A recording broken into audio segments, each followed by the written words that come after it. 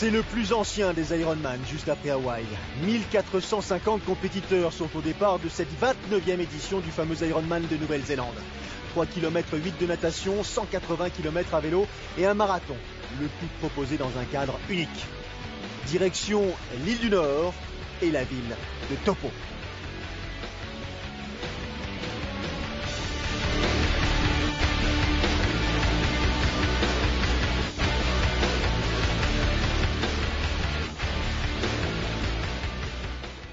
C'est la troisième fois depuis le début de l'année saison, Cyril, que nous partons en direction de la Nouvelle-Zélande. Après Wanaka, après Auckland, direction cette fois-ci Taupo, dans l'île du Nord, pour suivre une épreuve, je dirais presque une épreuve de légende, plus ancienne de l'histoire du circuit Ironman après Hawaï. Ouais, une épreuve de légende avec des athlètes aussi de légende. Je pense à Cameron Brown qui continue toujours sa carrière et qui est présent sur cet Ironman de Taupo en Nouvelle-Zélande. Et puis Bevan de Shorty, un athlète qui vient du court distance qui commence maintenant à se mettre un peu sur le long, puisqu'on l'avait vu il n'y a pas si longtemps que ça sur le 70.3.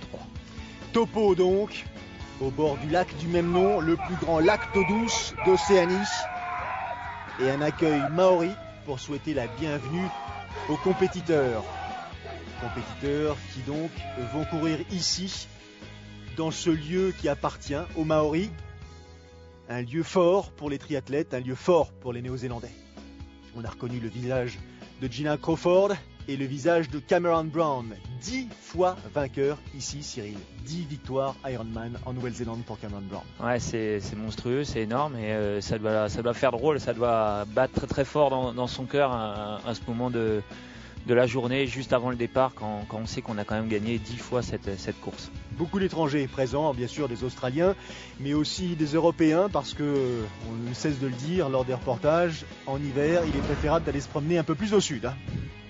Alors, ouais, on a pratiquement fait toute la saison néo-zélandaise avec la Alpha Ironman et puis le Challenge Wanaka. Ça, c'est le parcours, natation, je dirais presque old school, un aller-retour, comme à Hawaï, comme aux premières années. Ouais, pas de grandes difficultés, une bonne température de l'eau, 20 degrés, donc c'est vraiment des conditions parfaites. On devrait avoir une natation logiquement assez rapide. Le départ a lieu tôt le matin, donc pas de vent, pas de vagues, donc ça devrait être rapide en natation. Le parcours vélo, 2 allers-retours là pour couvrir les 180 km, rien non plus de très original. 3 boucles pour ce qui concerne le marathon, c'est une petite différence par rapport aux autres parcours qu'on a l'habitude de suivre. 1450 compétiteurs donc inscrits pour cette 29e édition. Vous avez bien entendu, 29e édition. Alors on vient y chercher une performance, on vient y chercher un moment d'anthologie, on vient surtout y chercher une atmosphère, un climat.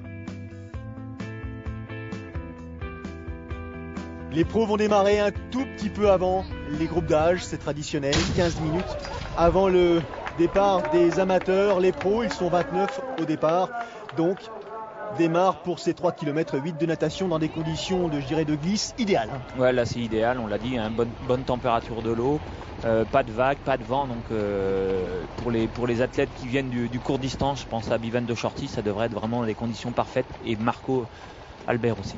Alors justement, les pros présents, on va vous les détailler un tout petit peu. On a parlé de Cameron Brown, on a parlé de Bevan de Shorty qui sont les plus connus ou du moins les plus néo-zélandais concernés. Il y a Terenzo Bozon qui est chez lui aussi, qui a terminé 3 fois à la 2e place ici. Il aimerait bien enfin monter sur la plus haute marche. Il y a bien sûr Marco Albert, l'Estonien que l'on suit, excellent nageur. Il y a Keegan Williams, Courtney Ogden. Marco Albert justement, qui nous dit que il est venu ici pour réaliser une belle performance sur cet Ironman de Nouvelle-Zélande et qu'il connaît d'ores et déjà les atouts de ses adversaires et notamment de Bevan de Shorty qu'il a croisé lui pendant sa carrière de triathlète sur courte distance puisqu'ils ont participé aux mêmes Olympiades 2004 et 2008. Il est en revanche sans doute un tout petit peu plus, je dirais, à son aise dans le domaine de la natation. Marco Albert, on se souvient qu'on l'avait vu sortir de l'eau à Hawaï en tête devant Andy Potts. Donc c'est quelqu'un qui va compter énormément sur cet atout. Ouais, quelqu'un qui est capable de... Alors il gagnera pas l'épreuve en natation, mais par contre il est capable de faire une différence qui pourrait gêner quand même ses adversaires. Bon là, Bevan de Shorty le connaît très très bien et je pense qu'il va essayer de s'accrocher. Alors l'idée pour les autres, ça va être essayer de rester dans les pieds effectivement de Marco Albert, qui a pris une 3e place en 2011 sur l'Ironman d'Australie. C'est son fait d'arme pour l'instant sur ce type de format.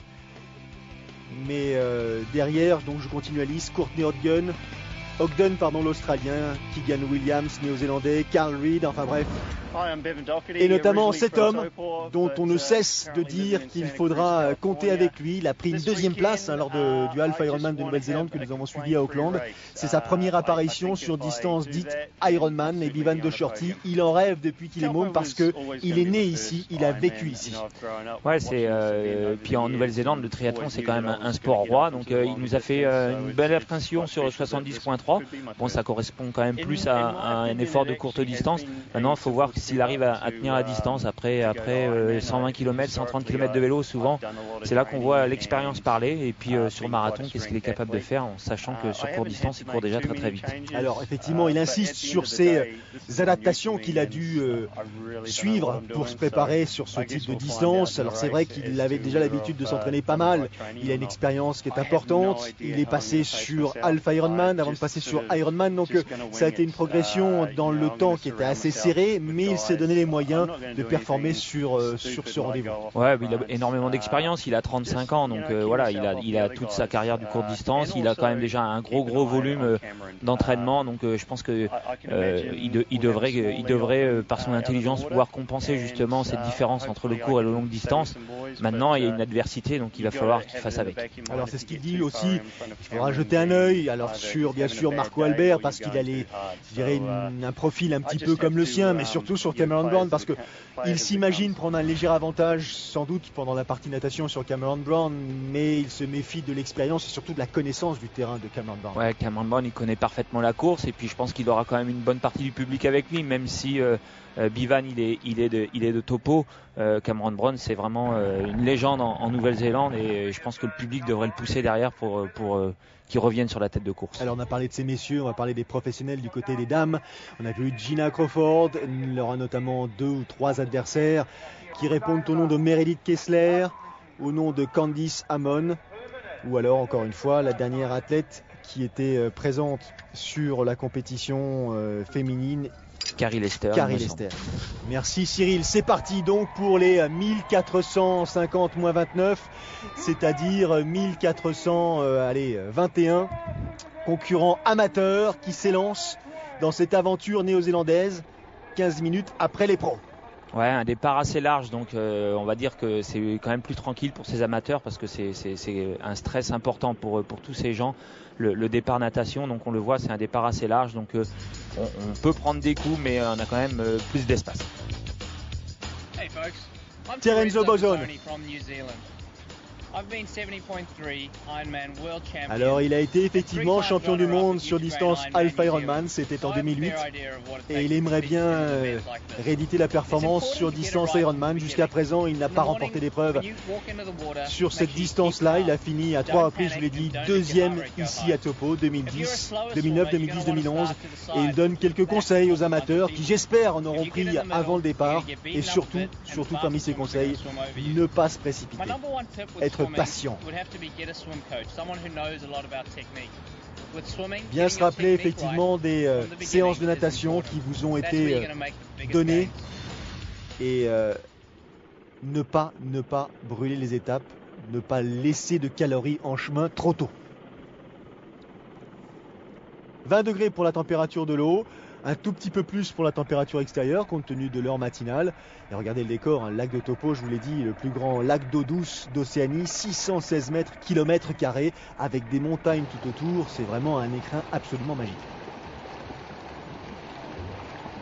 Un aller-retour, il est bon d'insister là-dessus. Il n'y en a plus, ou quasiment plus, des épreuves Ironman avec un seul aller-retour. Elles sont quasi toutes maintenant, il me semble, sauf Hawaï, avec une sortie à l'australienne. Ouais, c'est vrai qu'on le voit de plus en plus souvent des sorties à l'australienne. Donc là, on est revenu un peu à l'origine, on est revenu à ce qui se fait à Hawaï. Et donc un aller-retour pour ces nageurs. Allez, 45 minutes 34 pour Marco Albert, l'Estonien né à Tallinn. 45 minutes et 44 secondes, 10 secondes d'écart. Bivan de Shorty, le Kiwi, at home il court lui. Il est né à Topo, il a vécu ici quand il était gosse, depuis il est parti bourlinguer à travers la planète. Il réside aux États-Unis actuellement.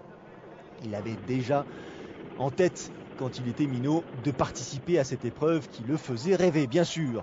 Alors, petite autre spécialité, je dis bien autre parce qu'il y en a beaucoup ici, la transition entre la sortie d'eau et le départ vélo, il y a quand même 600 mètres à faire et ça grimpe. Ouais, c'est une longue sortie de l'eau, 600 mètres, donc c'est pas impossible qu'on voit beaucoup d'athlètes enlever la combinaison comme ça à la sortie d'eau pour être plus à l'aise. Donc faut pas se précipiter, il faut prendre le temps de bien souffler parce que on passe d'une position allongée à une position debout, donc il y a des réflexes à prendre et voilà, il faut être calme. Terenzo Bozon en 3e position. Et la quatrième nageur qui est en l'occurrence une nageuse, Merit Kessler, 47-37. Excellente nageuse, passée pro en 2010. Merit Kessler avec une expérience en matière de distance Ironman colossale puisqu'elle en avait 45 à son actif avant de décider de passer professionnelle. Et Merit Kessler, elle est tout simplement la tenante du titre. Elle s'était imposée ici même l'an dernier et c'est ce qu'elle nous dit. Elle est venue pour défendre son titre. Il n'était pas question pour elle de ne pas venir se déplacer à Taupo pour tenter sa chance à nouveau. Elle a remporté l'Ironman de Nouvelle-Zélande l'année dernière, l'Ironman de Saint-Georges, celui de Coeur d'Alene, 2e en Arizona, 4e en Floride. Grosse année pour Merit Kessler. Ouais, grosse année, grosse expérience, on l'a dit, elle connaît la distance par cœur. Donc Merit Kessler qui est venue ici défendre son titre. Ça va être compliqué pour ses adversaires parce que en plus d'avoir l'expérience de la distance, elle connaît très bien la course de Taupo.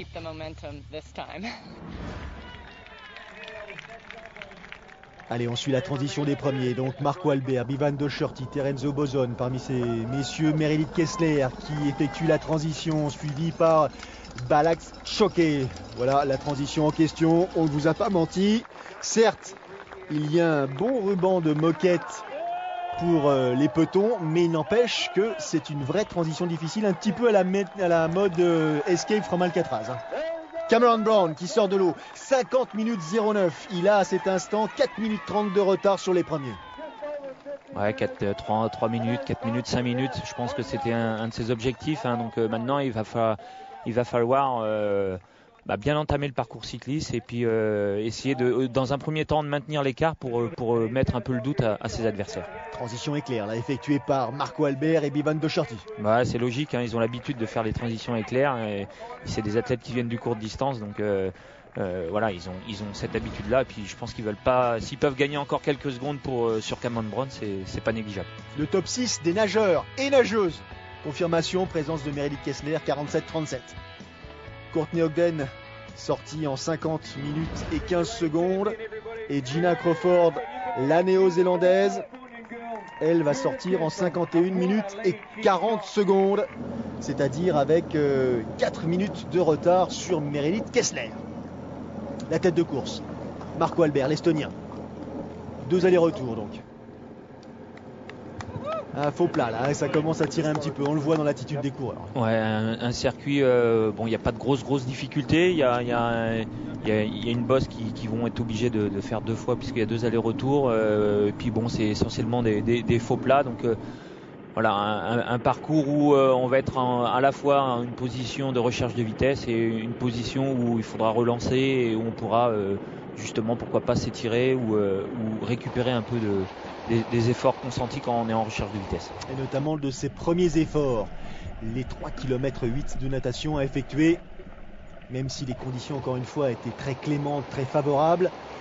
Ce n'est pas simple de passer 1h15, 1h30 et plus à barboter avec une combinaison au milieu d'autres candidats à l'aventure, trouver sa place, respirer, limiter la fatigue, ça il faut le prendre en considération. Ouais, trouver sa place, être dans le bon groupe, dans le bon timing, c'est pas évident pour ces amateurs justement, et puis essayer de bien se repérer malgré tout le monde qui est autour, essayer de faire le chemin le plus court possible.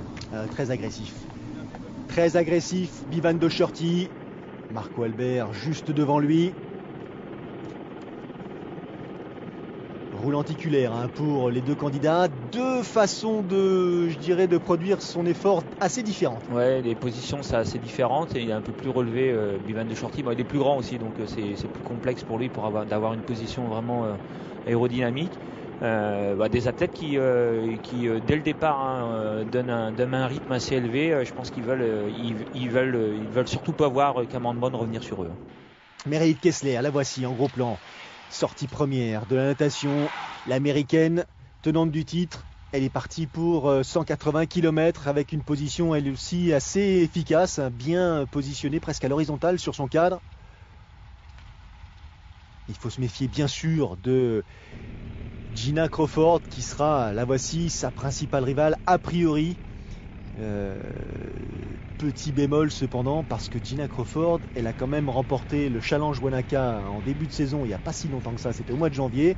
Elle y a peut-être laissé quelques plumes. Ouais, c'est enchaîné comme ça hein, deux Ironman. Alors soit ça passe, soit ça devient complexe et on le verra au fil de la course si Gina Crawford a bien récupéré justement de son Ironman c'est du Challenge Wanaka, distance Ironman, pardon. Allez, encore un petit effort, c'est bientôt terminé.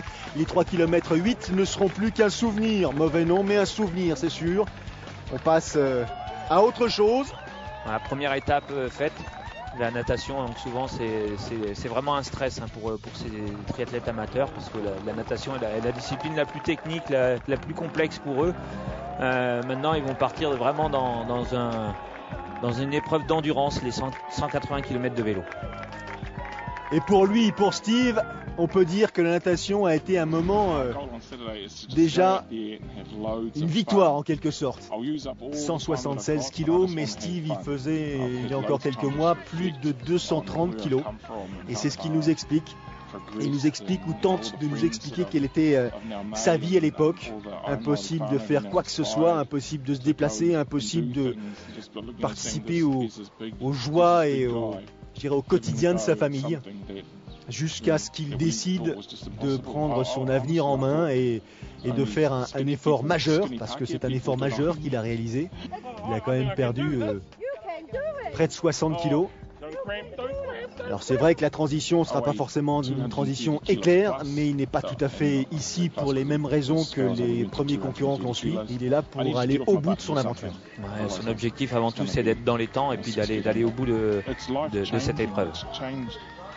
Et le soutien des bénévoles, le soutien du public est un moment assez important, surtout quand on entre dans l'ère de transition et qu'il n'y a plus beaucoup de vélos à récupérer.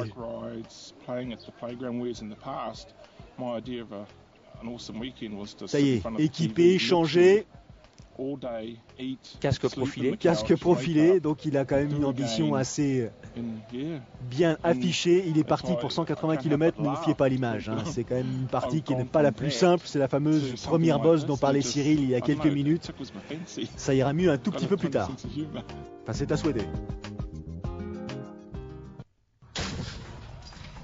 Retour en image sur le départ donné aux premières heures de la journée.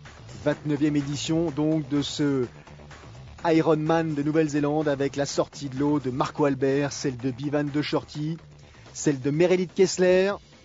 Quatrième position. Et on retrouve justement les messieurs en tête de course, premier tour toujours, qui les emmènera jusqu'à Reporoa où ils feront un demi-tour avant de redescendre sur Topo puis de retourner. Enfin bref, vous connaissez la chanson, c'est classique. Bivan de Shorty là qui donne le sentiment d'être plus à son aise ou du moins de consentir moins d'efforts. Ouais, il est plus vélose donc voilà, c'est pas tout à fait la même position, pas forcément les mêmes braquets choisis.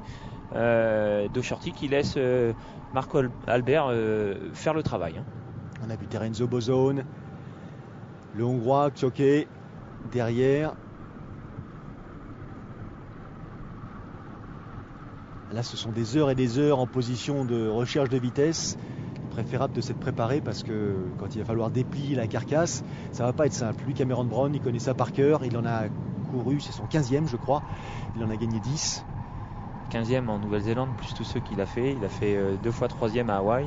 Effectivement, il doit en avoir une bonne, je dirais presque, aller en 45 à son compteur. 5 minutes de retard, un tout petit peu moins pour Cameron Brown sur la tête de course après la natation. Elle, Meredith Kessler, elle bénéficiait d'un avantage de 4 minutes sur Gina Crawford avant d'attaquer donc les 180 km de ce parcours tracé dans l'île du Nord. Le voici, ce fameux demi-tour. Reporoa. Relance immédiate en deuxième position pour Vivian de Shorty qui se contente de rester, je dirais, à distance. Ouais, il prend pas de risque, hein. C'est son premier Ironman, hein. Donc voilà, il veut avant de prendre les commandes ou d'essayer de faire quelque chose, il est en train de voir un peu ce qui se passe. Et Cameron Brown qui maintient un peu l'écart, hein. Il a un peu du mal sur cette première partie, mais bon, c'est peut-être aussi sa stratégie là. Il connaît le triathlon, cette épreuve du bout des doigts, donc je pense qu'il attend avant de pouvoir essayer de revenir sur la tête de course.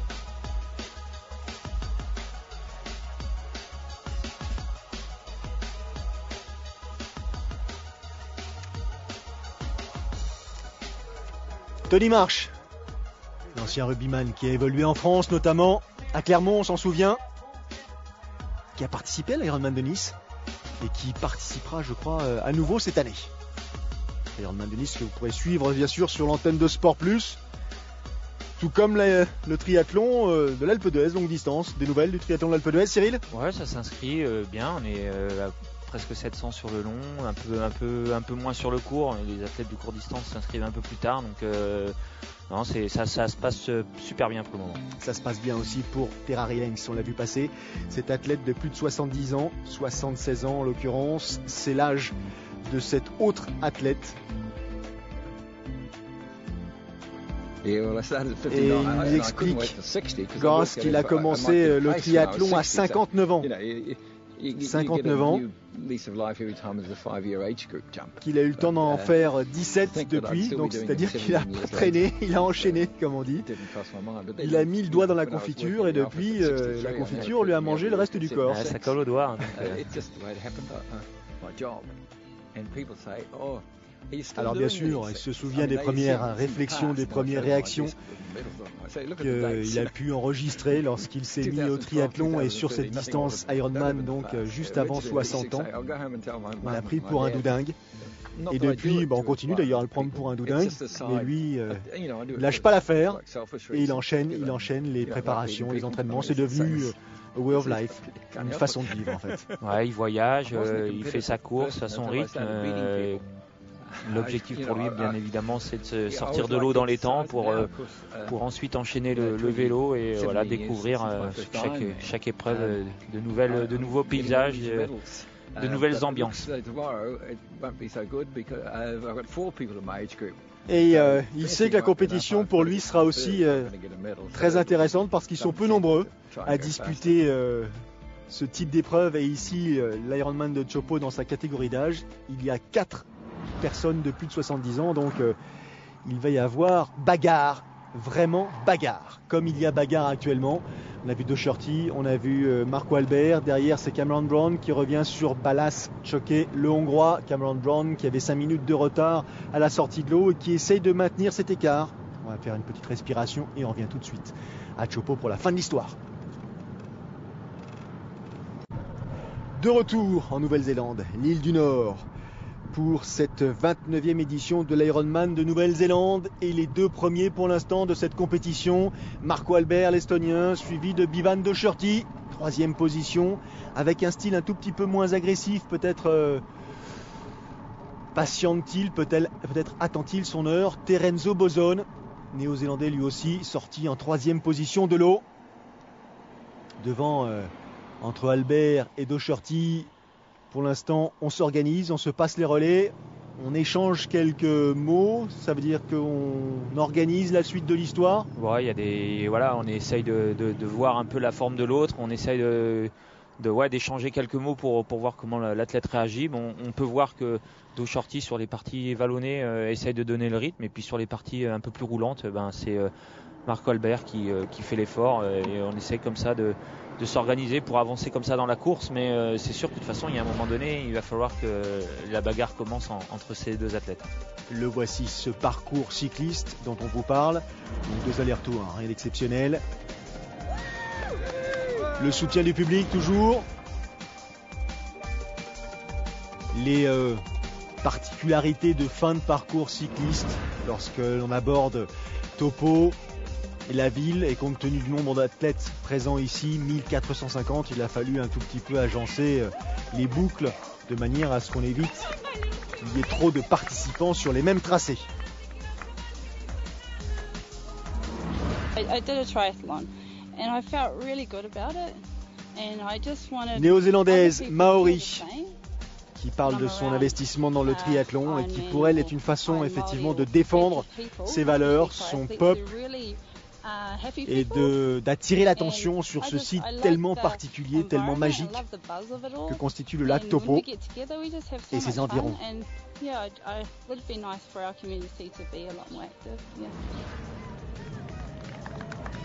Allez, fin du premier tour cycliste pour les deux Olympiens qui se sont depuis mis en tête de performer sur distance dite Ironman.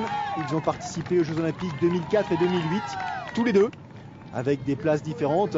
Docherty a fini 2e en 2004, Albert a fini 21e, tandis que Docherty a terminé 3e en 2008, Albert terminé 41e.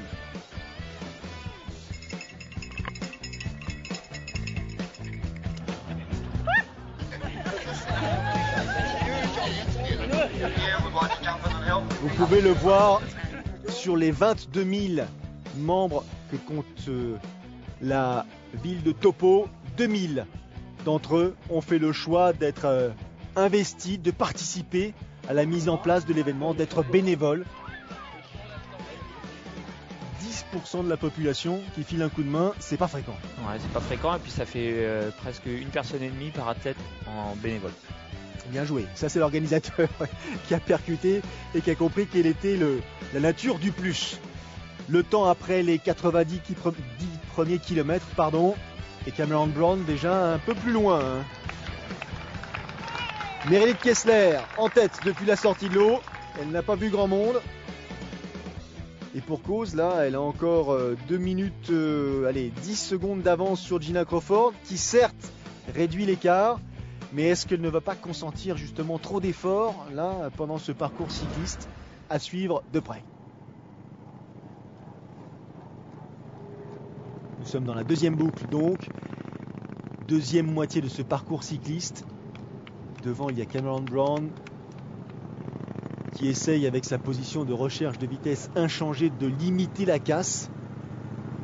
Et c'est Courtney Ogden en l'occurrence, l'Australien qui revient sur la tête de course, ou du moins sur le deuxième groupe. Groupe. Avec Cameron Brown. Donc, là, on est sur une partie un faux plat montant. Donc, Cameron Brown, en restant en position, il perd un peu de vitesse. Et là, les arbitres qui font la leçon à Cameron Brown, c'est un petit peu, je dirais pas se moquer du monde, mais c'est limite. Quand on connaît le palmarès du gars et surtout sa façon de courir, un petit peu surpris. Ogden, il avait gagné l'Ironman Western Australia en 2010, pris une deuxième place lors du Challenge Wanaka, c'était en 2011. Oh là, il est en relance, Boson. Boson, il a chuté, on l'a dit, il n'y a pas si longtemps que ça, juste à la veille du 70.3, et il a énormément de mal à récupérer de cette chute et on le sent quand même en difficulté sur cette épreuve là en vélo. Devant, ça continue. Attention à bien respecter la vitesse de dépassement, les écarts entre les deux, Cyril, parce que ça tombe vite dans ces cas-là. Ouais, ça tombe vite et puis ça serait dommage de prendre un carton à ce moment-là de la course alors qu'on a déjà fait 75% de la course puisqu'on est au demi-tour. Donc il faut être vigilant, il faut rester concentré, faut faire attention quand les athlètes doublent parce qu'on l'a vu avec Cameron Brown. Courtney Hogan il a doublé Cameron Brown un peu près et puis c'est Cameron Brown qui malheureusement s'est fait un peu réprimander alors qu'il n'avait rien à voir dans l'histoire.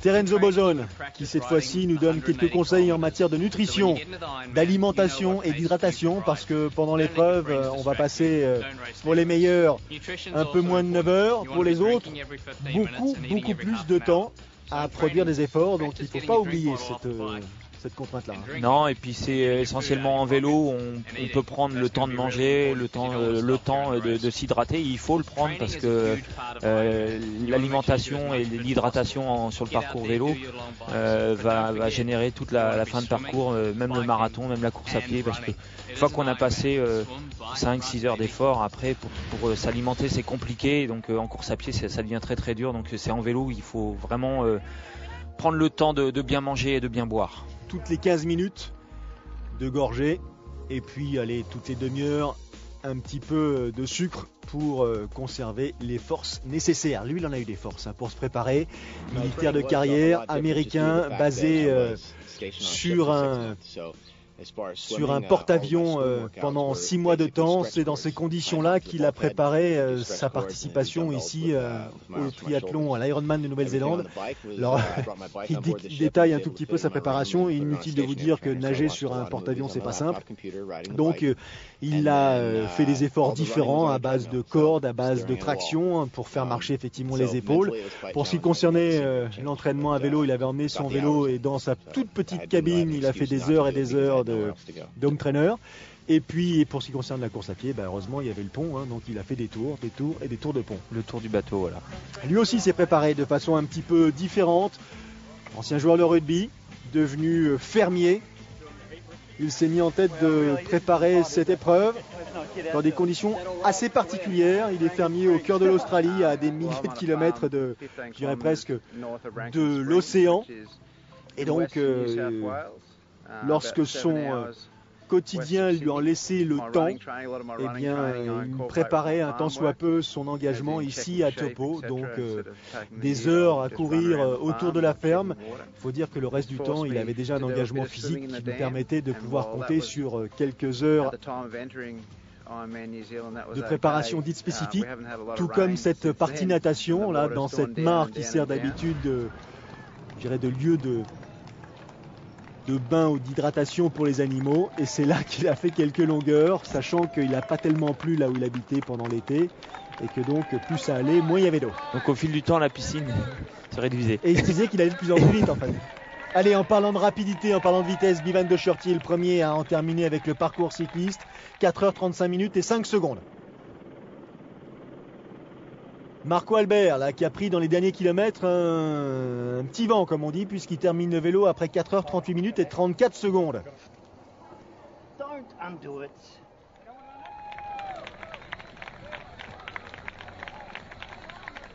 Il n'a pas tout à fait la même aisance là en course à pied. Docherty, même s'il avait sans doute mal aux cuisses, il semblait plus agressif. Regardez la différence. Il est parti donc. Bevan, dans le même temps, Marco Albert, lui, entré sous la tente pour se changer. Le parcours pédestre, le fameux marathon. 3 allers-retours ici, le long du lac Taupo. Bevan Docherty, première expérience sur cette distance. Cette épreuve qui le fait rêver depuis qu'il est gosse est en train d'écrire une page d'histoire. Attention, Cameron Brown n'a pas dit son dernier mot. Il termine le parcours cycliste en 4h41-51. C'est quand même beaucoup plus loin. Mais on connaît aussi l'aisance en course à pied, la résistance de Cameron Brown. Même s'il ne faut pas occulter le fait qu'il a 40 ans. Que Docherty est certes pas beaucoup plus jeune, mais plus jeune. Il est plus jeune. Docherty, maintenant, il faut voir s'il est capable d'encaisser le marathon. 11-30 d'écart. Il y a quand même 11 minutes 30 maintenant. Il a reperdu un peu plus de 5 minutes, presque 6 minutes sur le parcours vélo. Après, Cameron Brown, il a l'expérience, le marathon, il sait ce que c'est. Il va falloir voir comment Docherty encaisse les 180 km de vélo. Alors il connaît parfaitement ses aptitudes. Il a suffisamment de victoires et de podiums à son actif. Vous avez vu 27 podiums pour connaître ses lacunes, si tant est qu'il en est, ou du moins ses points faibles. Et il sait qu'en natation, il ne sera pas parmi les premiers. Il sait qu'il devra partir sans doute en course à pied avec quelques bonnes minutes de retard sur les meilleurs. Bon, on a déjà vu moult fois Cameron Brown sur distance marathon. On sait de quoi il est capable. On sait qu'il est capable de revenir sur les premiers dès lors qu'il y a entre 10 et 13 minutes de retard. Ouais, c'est quelqu'un qui est capable de courir, on va dire entre 2h48 et 3 heures. Maintenant, il faut voir comment Docherty va courir, parce que Docherty c'est un coureur à pied, donc seulement il n'a pas l'habitude de faire des marathons. Donc si Docherty fait un bon marathon entre 2,55 et 3,5, Cameron Brown est capable d'aller le chercher. Marco Albert, il est un peu moins spécialiste de la course à pied que Docherty, donc il va falloir que Marco Albert s'accroche également.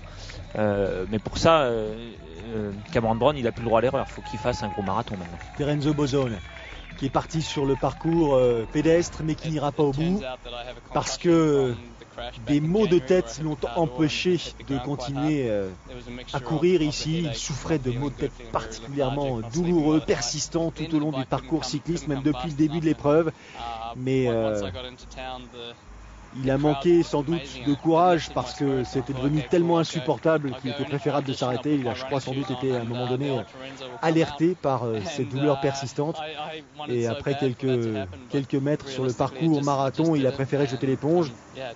Depuis, il a passé quelques examens et effectivement, le médecin qui s'est occupé de lui a dit que ça avait directement un lien avec l'accident qu'il avait subi lors des semaines qui précédaient son accident avec une voiture la veille du fameux Half Ironman de Nouvelle-Zélande. Ouais, il y a le choc physique, mais il y a le choc psychologique aussi. Maintenant, il va falloir qu'il récupère et qu'il oublie cet incident et qu'il reparte pour toute la saison européenne.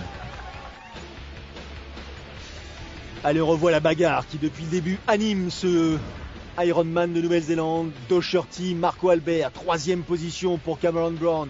Ballas Choquet, 4e place. Terenzo Bozon a abandonné. Keegan Williams est désormais en 5e position. Et chez ces dames, Meredith Kessler est toujours devant. Mais derrière, Gina Crawford, Carrie Lester et Candy Salmon sont à surveiller. La foulée de Bivan Docherty, très ample. On a presque tendance à croire qu'elle est lente. En fait, elle est très très agressive. L'amplitude est assez grande, donc forcément quand il fait avec sa taille, quand il fait un pas, certains en font deux. But in terms of digging deep, so I can certainly dig deep.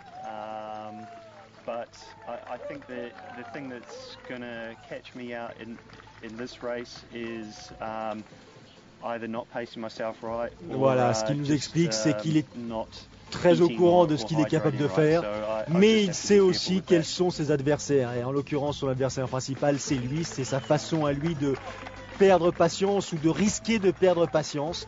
Et on sait à quel point les derniers 15 km de ce parcours marathon peuvent être terribles. Les écarts entre Docherty et Albert, déjà 4 minutes 30, pardon. Cameron Brown en 3e position. Un peu plus de 12 minutes. Est-ce qu'il n'est pas dans une logique de gestion justement de l'effort là? Il a peut-être intérêt maintenant. Il a intérêt puisqu'il a augmenté son avance par rapport à Marco Albert. Il a même augmenté un peu par rapport à Cameron Brown. Bon, maintenant il va falloir qu'il gère parce qu'il sait, de toute façon il le sait. La partie la plus difficile, ça va être les 15 derniers kilomètres. Donc il faut gérer, il faut être attentif et puis faut pas monter en sur-régime. Ce sont les écarts après le parcours cycliste de ces dames. Elle a 8 minutes de retard, Gina Crawford sur Meredith Kessler. Carrie Lester, elle est déjà à 22 minutes. Elle est en train de faire le boulot, comme on dit, Meredith Kessler devant. Meredith Kessler, elle avait déjà bien fait le travail en natation. Abandon pour Carrie Lester, qui était en 3e position. Elle aussi n'aura pas pu continuer au-delà des 180 km à vélo. Et du coup, c'est Candy Salmon qui se retrouve dans une position favorable pour jouer une place sur le podium.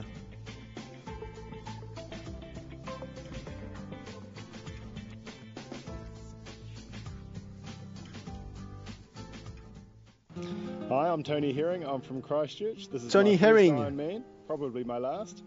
qui dit que ce sera son premier Ironman et peut-être son dernier, même sûrement son dernier. Hi, I'm Christine Haru and I'm Autre from athlète Manado amateur, Christine Haru, qui a effectivement, elle, et on le voit, subi un cancer du sein en 2011 et qui a fait le pari donc de participer à cette épreuve. Nick Bellet, qui était amputé du bras gauche à l'âge de 24 ans et qui veut prouver qu'on peut tout à fait disputer ce type d'épreuve avec un tel handicap. Tony Herring qui nous rappelle ce qui lui est arrivé tout simplement. Il a chuté d'un peu plus de 3 mètres de haut sur le crâne, sur la tête. Donc il est resté alité pendant quelques mois avant de récupérer un peu de mobilité. Il a fallu lui reconstruire sa colonne, ses vertèbres, et après sans doute des semaines de souffrance, il s'est remis provisoirement, progressivement plutôt, pas provisoirement, et il s'est lancé ce défi de participer à l'Ironman de Nouvelle-Zélande, tout comme Christine, qui après avoir vaincu le cancer, elle aussi pris la décision de s'engager sur cette épreuve. Elle y avait pensé déjà avant que le cancer du sein lui soit diagnostiqué, donc elle a remis ses petites affaires dans le bon ordre et elle est passée au-delà de ce mauvais souvenir pour là aussi attirer l'attention sur la volonté. Quelle volonté il faut pour participer à cette épreuve. Et lorsque vous êtes valide, imaginez la volonté qu'il est nécessaire d'avoir pour participer à ce type d'épreuve lorsque vous avez un handicap et lorsque, comme Nick, vous souffrez effectivement de l'absence d'un des bras. Pas simple. Des athlètes qui attirent notre regard, qui suscitent admiration et qui sont sur les épreuves les grands champions de ces différents engagements humains.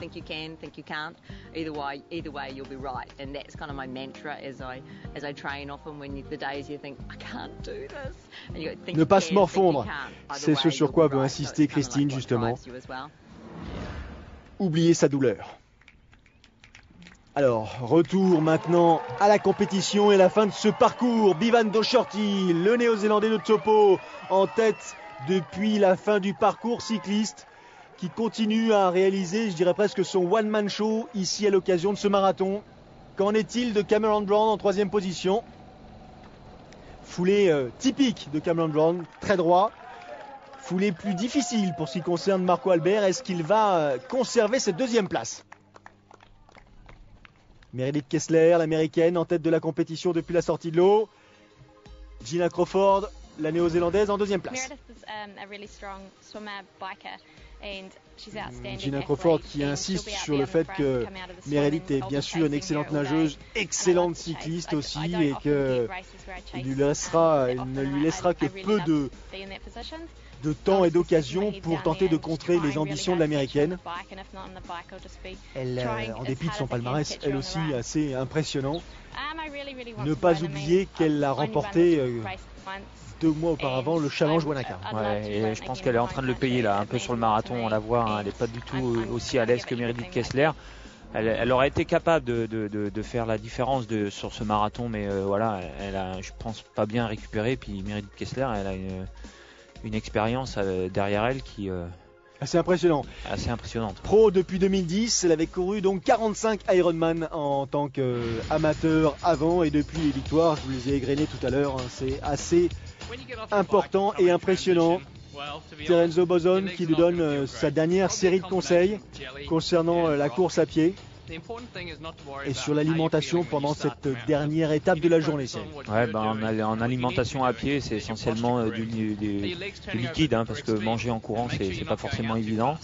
Il faut être patient en course à pied, comme tout le long de la course, mais patient, et essayer de retrouver les sensations qu'on a à l'entraînement dans les premiers kilomètres.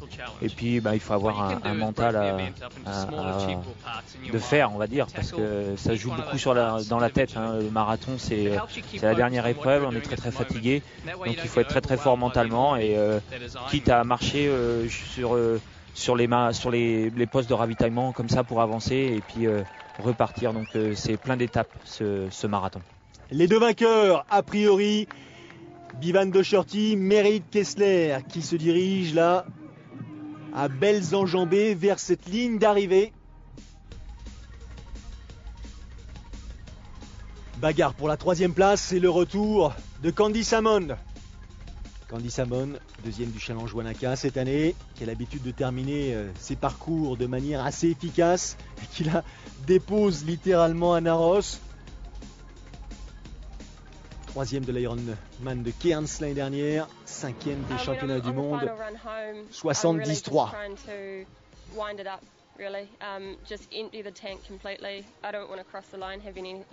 Et Candy Salmon qui ne conçoit pas de participer à une épreuve, quelle que soit la distance, sans se donner tous les moyens de finir fort, ne pas s'économiser en aucun cas, ne pas avoir de regrets. C'est pourquoi en général elle gère avec un petit peu de patience, en l'occurrence la nature des efforts qu'elle réalise et qu'elle concentre ses efforts justement sur la partie pédestre. Fin du parcours, fin de cet Ironman 29e du nom, ici à Taupo en Nouvelle-Zélande. Et chez lui, devant les siens, Bevan Docherty en termine. Direction la ligne d'arrivée, première tentative. Et la bonne tentative. Il nous avait fait une bonne impression sur le 70.3, il avait fait seulement deuxième, mais il nous avait déjà donné une bonne impression. Je pense que son objectif, il était là, il était sur cet Ironman de Taupo. Il a vraiment bien géré, il a pris son temps, surtout sur sa première partie cycliste, on l'a très peu vu, hein. Il a suivi le rythme un peu de Marc Albert et derrière il a fait parler de l'expérience de sa course à pied. Alors il était un peu inquiet pour la fin du marathon, il a super bien géré et puis il a mené la course tout le temps en tête. Alors ils étaet deux sur la natation et le vélo. Et il a fait la différence sur le marathon. Victoire donc pour Bevan Docherty ici à Taupo. 8h18 minutes et 5... Non, c'est 8h15 et 34 secondes, pardon. Nouveau record de l'épreuve. Ouais, justement l'ancien record. 8h15 pour une première édition, c'est quand même déjà c'est remarquable. Remarquable, c'est même impressionnant. Et je pense que voilà, on est sur une année où les Jeux Olympiques vont pas compter. La Coupe du Monde va démarrer progressivement. Je pense qu'on devrait le voir assez souvent sur le circuit Ironman. Voilà, il a les mains sur les genoux, ça trompe pas. Il a donné ce qu'il avait. Bevan Docherty, il est en train de remercier le public, bien sûr, et de dire qu'un rêve s'est réalisé. Ce rêve, c'était depuis qu'il était gosse, participer un jour à cette épreuve et, si possible, d'imposer son nom, justement. C'est ce qu'il a réussi à faire cette année à l'occasion de ce 29e Ironman de Nouvelle-Zélande. Comme quoi tout est possible, il faut continuer à bosser, les gars. Deuxième position pour l'Estonien. Il y avait un Estonien qui avait déjà brillé ici, c'était il y a quelques années, c'était Jan Ainala Johansson en 2006, il s'était imposé. Voilà un autre Estonien donc, qui lui prend cette fois une deuxième position. Il en termine après 8h25 minutes et 29 secondes d'effort. Il est cuit lui aussi, à voir son attitude là. Et il a été très impressionné par la performance de Bevan Docherty. Et il pense même qu'il peut être un des prétendants au titre à Kona. Il a été pendant quelques années, lui, un des prétendants au titre à Kona. Il n'est jamais monté sur la plus haute marche à Hawaï. Cameron Brown, 40 ans, termine à la 3e position ici de son 15e Ironman de Nouvelle-Zélande. Ouais, il fait un beau marathon de 57.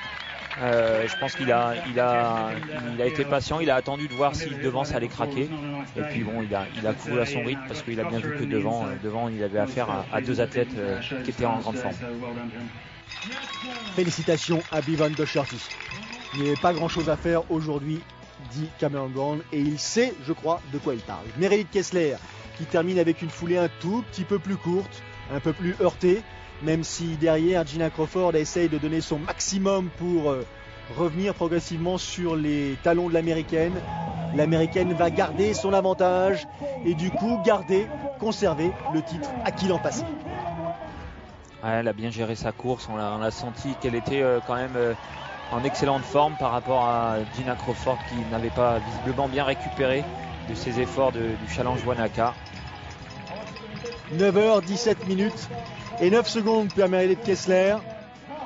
Elle est bien contente elle aussi que ça se termine. Ou les efforts qu'elle fait là pour articuler. Elle remercie bien sûr les spectateurs qui l'ont soutenu, qui l'ont porté sans doute un peu à la fin. Et elle en termine à son tour, Gina Crawford, la néo-zélandaise. 9h20-53, elle termine à 3 minutes et 45 secondes de l'américaine. Pas mal comme retour. Ouais, elle est bien revenue, hein, il manquait pas grand-chose. Bon, je pense que l'américaine a un peu géré sur la fin. Mais c'est une grosse performance de faire ce qu'elle a fait. C'est un vrai plaisir de courir ici à chaque fois, dit-elle. Et Candy Salmon qui en termine à son tour, 3e. Elle monte sur la 3e marche du podium, 9h35, 51 pour Candy Salmon.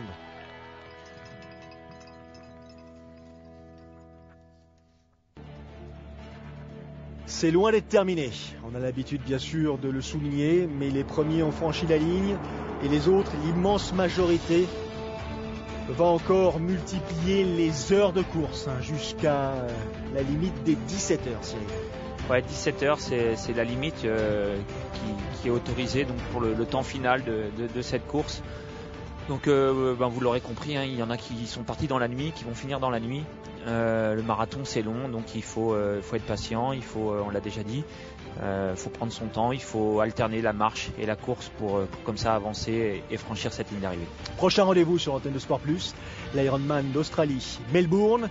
Ce sera mercredi 24 avril. Là aussi, un grand rendez-vous en Australie cette fois-ci. Et félicitations à tous ces triathlètes qui ont atteint leur objectif. Salut. Salut.